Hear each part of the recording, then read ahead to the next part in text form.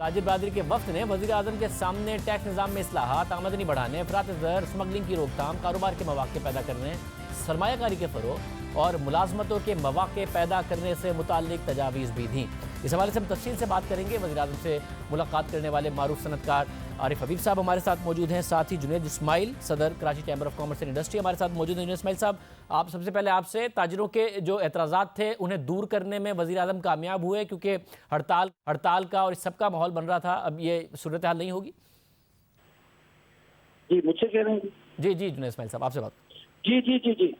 आज जो मीटिंग हुई है वो उसके अंदर में इमरान खान साहब ने एक क्लियर कट वर्जन हमें दिया है, लेकिन उससे पहले हमें जो हफीज शेख साहब थे उन्होंने ये बात कर दी कि जी CNIC के बगैर तो हम चल ही नहीं सकते। और मैं ये बात जो है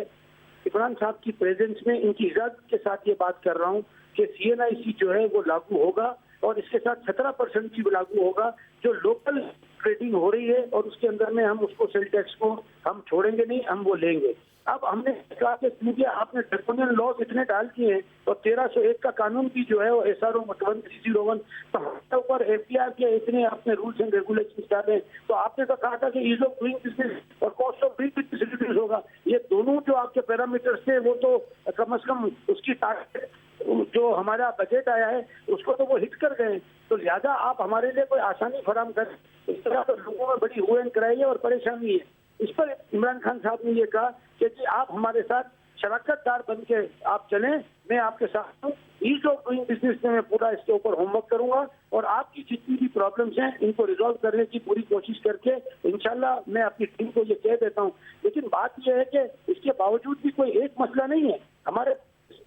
तकरीबन 40 ऐसे इश्यूज हैं क्योंकि इन्होंने एनोमली कमेटीज बनाई, लेकिन एनोमली की कमेटीज के अंदर में हमारे साथ जो जिस तरह की डिस्कशन हुई उसमें एक कमेटी ने एक एनोमली हमारी जो है वो क्लियर कट नहीं निकली। तो अब हम क्या करें, क्योंकि बजट तो पेश हो गया, हमारे साथ डिक्लेरेशन भी आ गई, इसके पहले मिनी बजट भी आ गया। अब सारे मामला को अगर हम देखते हैं तो यहाँ का जो ताजिर है वो रोड पे फ्रस्ट्रेशन की वजह से निकला कि साहब आगे क्या होगा। वैसा फिर ये आज की मुलाकात के बाद भी ये जो हड़ताल और ये सारे मामला चलेंगे या कम से कम अब हड़ताल नहीं होगी? आप मुतमईन कुछ ना कुछ हुए हैं वज़ीर आज़म से मिलके? देखें, इस वक्त हड़ताल की बात तो ये है कि जब उन्होंने कहा कि हम पार्टनरशिप समझ के ही काम करें, तो एक तो उनकी तरफ से ये बड़ा एक सॉफ्ट हमारे लिए मैसेज था कि जी ऐसी कोई काम ना करें जो एक रोड पे आने वाला, नंबर 1। नंबर 2 ये है कि क्योंकि ये जो ताजिर जो छोटे थे इनके लिए एक परेशानी थी कि आपने CNIC रख के 50,000 की लिमिट जो नीचे की दी थी उसके लिए जो है वो जो आपने एक तरफ 50 लाख का रिटर्न फाइल करने पे इनको मिनारा कर रखा है और दूसरी तरफ आप यहाँ पर 50,000 का CNIC काट, और फिर CNIC पे आपने उन लोगों को भी कहा है कि जो डिस्ट्रीब्यूटर हैं कि जी आप डीलर और इनके कार्ड जो है शनाख्ती कार्ड आप हमें जमा करके दें। एक तरफ हम कलेक्टर भी हैं, विद होल्डिंग एजेंट भी हैं, और अब हम जो है इसको इम्पोज करने वाले भी बन गए। और ये तो बुनियादी मसला था। मैं ये जानना चाह रहा हूँ कि मसला कहीं ना कहीं एड्रेस हुआ है और अब वो हड़ताल वगैरह नहीं होगी या नहीं हुआ है, मैं ये जानना चाह रहा हूँ। CNIC तो हमें ये पड़ेगा और CNIC दे के एक आदमी परचेज कर सकेगा और हम उसको सेल कर सकेंगे। ये तो क्लियर वर्जन आ गया, इसमें मुझे नहीं लगता कि अब इसके अंदर में कोई सॉफ्टनेस आएगी। जहाँ तक एक्सपोर्ट का ताल्लुक है, जो 1125 का SRO है उसके अंदर में वो एक नेगोशिएट करने के लिए तैयार है। जहाँ हमने कहा है कि कम से कम 5% जो है उसको आप कम से कम इसके ऊपर निफाज करके सेल टैक्स बहुत शुक्रिया। बता रहे थे कि वज़ीर आज़म के साथ काम करें और जो NIC की शर्त है उसमें हुकूमत नहीं नजर आ रहा कि कोई भी सॉफ्टनेस करेगी। कैपिटल मार्केट का डेलीगेशन, बिजनेस डेलीगेशन भी वज़ीर आज़म से मिला। आरिफ हबीब साहब हमारे साथ मौजूद हैं। आरिफ हबीब साहब, बहुत शुक्रिया। ओवरऑल एक किस तरीके से आप कहेंगे, क्योंकि जो मईशत है उसकी सिमत है उसको लेकर बहुत ज़्यादा तहफ़्फ़ुज़ात आप लोगों की तरफ से भी पैदा हो रहे थे, इत्मीनान है, IMF के प्रोग्राम में चले गए, उसके बाद पहली मुलाकात थी बिज़नेस जो टीम है, जो माशी टीम है वज़ीर आज़म की और वज़ीर आज़म से आप लोगों की? देखिए, हमसे तो चूंकि हम कैपिटल मार्केट का डेलीगेशन थे और फिर उससे पहले उन्होंने हमें लंच पे इनवाइट किया था, जो इनफॉर्मल सारी डिस्कशन थी और ज़्यादातर उसमें लंच पे तो क्रिकेट डिस्कस हुआ। लेकिन बाद में जो कैपिटल मार्केट का सेशन था उसमें जो है वो काफ़ी अच्छी डिस्कशन हुई कि हमारे जो मैक्रो इकोनॉमिक फंडामेंटल्स की तरफ जो है वो काम हो रहा है, और जिसमें ये भी सब रिकॉर्ड किया गया गया कि जो है वो बजट अप्रूव हो गया, फिर एमनेस्टी जो है वो सक्सेसफुली पूरी हो गई, फिर उसके बाद जो है ये IMF का प्रोग्राम जो है वो आ गया, और फिर IMF के जो कंडीशनलिटीज़ हैं और जो नंबर्स हैं वो भी सब शेयर हो गए, और जिसमें ये हमारी तरफ से ये भी था कि ये तमाम जो डेवलपमेंट हुई है इससे जो है वो डेफिनेटली कंफर्ट आता है, लेकिन अभी भी जो है वो मार्केट पूरी तरीके से जो है उसका सेंटिमेंट जो है वो बेहतर नहीं हुआ। और उसमें एक वजह जो है वो ये है कि अभी मॉनेटरी पॉलिसी बाकी है, और लोग जो है वो ये उनको अभी डर है और खौफ है कि कहीं और इंटरेस्ट रेट जो है वो न बढ़े, लेकिन उसको जो है वो गवर्नमेंट साइड ने अपना पॉइंट ऑफ व्यू बताया, और उन्होंने कहा कि मोस्टली सब चीज़ें जो है वो निकल गई हैं, और ख़ास तौर पे IMF जो है वो जब तक किसी कंट्री को पैसे नहीं देता, जब तक कि उनको ये एश्योरेंस ना हो कि उनकी ऑब्लिगेशन जो है इस प्रोग्राम के अंदर, IMF प्रोग्राम के अंदर वो अपनी मीट न कर सकेंगे। तो उन्होंने बताया कि उसके लिए जो 36-37 बिलियन डॉलर्स की जो रिक्वायरमेंट है इस प्रोग्राम के दौरान,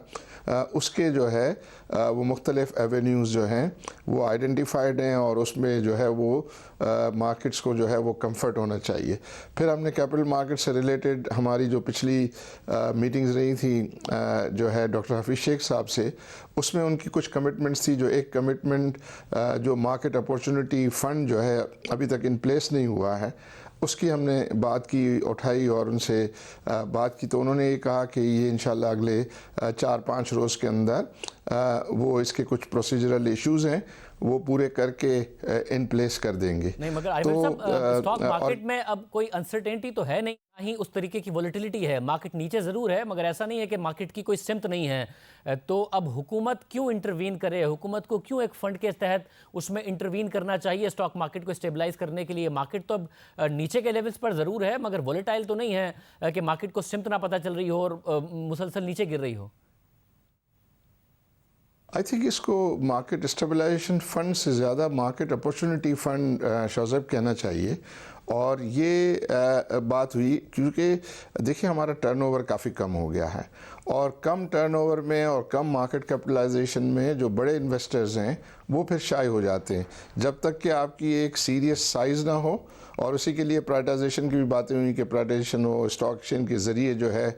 वो स्टॉक लिस्टिंग होनी चाहिए ताकि हमारी साइज़ एक सीरियस साइज़ बने और हमारा जो है टर्नओवर इम्प्रूव हो, ताकि इन्वेस्टर्स को उसकी लिक्विडिटी पे जो है वो एतमाद आए तो वो ज़्यादा इसमें इंटरेस्ट लेंगे। तो इस किस्म की बातें हुई। फिर इसमें ये बातें हुई कि ये जो IMF के जो टारगेट्स हैं अबाउट रेमिटेंसेस, अबाउट एक्सपोर्ट्स और अबाउट फॉरेन इन्वेस्टमेंट, वो हमने इस चीज़ का इज़हार किया कि ये कंजर्वेटिव हैं, ये कम है, उनका पोटेंशियल और बहुत ज़्यादा है। तो हमें मिल के बहुत ज़्यादा मेहनत करनी चाहिए कि हम इन नंबर्स को बीट करें, ताकि ये जो नेक्स्ट ईयर ऑनवर्ड जो करंट अकाउंट डेफिसिट का टारगेट 6 बिलियन है उसको भी हम बीट करें, और बड़े मार्जिन से जो है वो बीट करने का पोटेंशियल है। तो उस पर भी बात हुई और उस पर हुआ दो पहले जिसकी वजह से आप लोग बहुत ज़्यादा गैर यकीनी की सूरत हाल कहते हैं बार बार पैदा होती है कि इंटरेस्ट रेट्स किस तरफ जाएंगे, इन्फ्लेशन से पैक्ड होंगे, इन्फ्लेशन के आने वाले नंबर से पैक्ड होंगे या पीछे से, उसके हवाले से कोई बात, और करेंसी के हवाले से कोई इत्मीनान बख्श जवाब आपको मिला कि उसकी जो वॉलेटिलिटी है उसका क्या होगा? एक्सचेंज रेट पर तो जो है ऐसा इंडिकेशन नज़र आ रहा था, एंड उस पर भी वो सर तो हिला रहे थे, इंटरव्यू के बात कर रहे थे। तो ये भी बात हुई कि ये जो आप रेंटल जो है वो बढ़ाने की बात कर रहे हैं, तो रेंटल तो अभी रियल एस्टेट मार्केट डाउन है, तो रेंटल आगे जो आप बढ़ाने की एक्सपेक्टेशन है वो ठीक नहीं लगती है। तो उन्होंने कहा कि अभी हम कुछ ज़्यादा छेड़छाड़ नहीं करेंगे क्योंकि हमारी क्रेडिबिलिटी भी हमको जो है प्रोटेक्ट करनी है। तो इस वक्त जो है वो जो मुझे फील हुआ वो ये हुआ कि वो नहीं चाहते कि जो IMF के साथ अगर कोई अंडरस्टैंडिंग है और कोई कमिटमेंट है तो उससे बैक ट्रैक करें, लेकिन अगर मेरिट पे फैसला करना हुआ तो आई थिंक ये जो है वो शायद फिर उसके ऊपर जो है वो ज़्यादा कोई इंक्रीज़ का फैसला न करें।